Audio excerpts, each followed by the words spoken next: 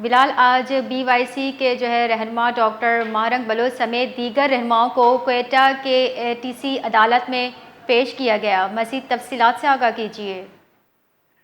جی بالکل، بلوچ یکجہتی کمیٹی کی مرکزی چیف آرگنائزر ڈاکٹر مہرنگ بلوچ کو دیگر مرکزی رہنماؤں جیسے کہ صبغت اللہ بلوچ، بی برق، گلزادی، بیبو اور ان کے والد غفار بلوچ کو آج انسداد دہشت گردی کوئٹہ کی عدالت اے ٹی سی میں پیش کیا گیا، جہاں عدالت نے انہیں مزید 10 روزہ ریمانڈ پر پولیس کے حوالے کر دیا ہے۔ یہاں یہ واضح کرتا چلوں کہ ڈاکٹر مہرنگ بلوچ اور ان کے دیگر ساتھیوں کو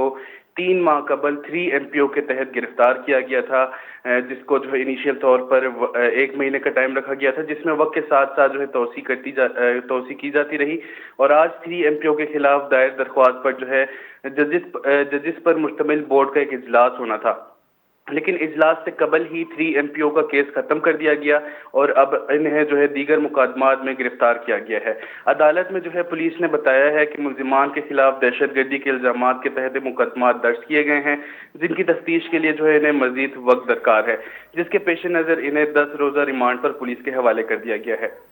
اس حوالے سے بلوچ یکجہتی کمیٹی کی رہنما سمیع الدین بلوچ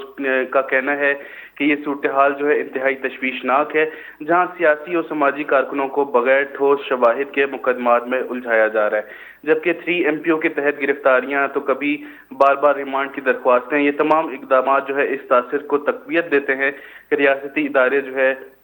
وہ سیاسی مخالفین کو دبانے کے لیے عدالتی نظام کو بطور ہتھیار استعمال کر رہے ہیں۔ انہوں نے کہا ہے کہ ایسی کارروائیوں سے نہ صرف آئینی اور انسانی حقوق کی سنگین خلاف ورزیاں ہو رہی ہیں، بلکہ اس طرز عمل سے عدالتوں کی غیر جانبداری اور ریاستی اداروں کے ساکھ پر بھی سوالات اٹھنے لگے ہیں۔ جی بہت بہت شکریہ بلال۔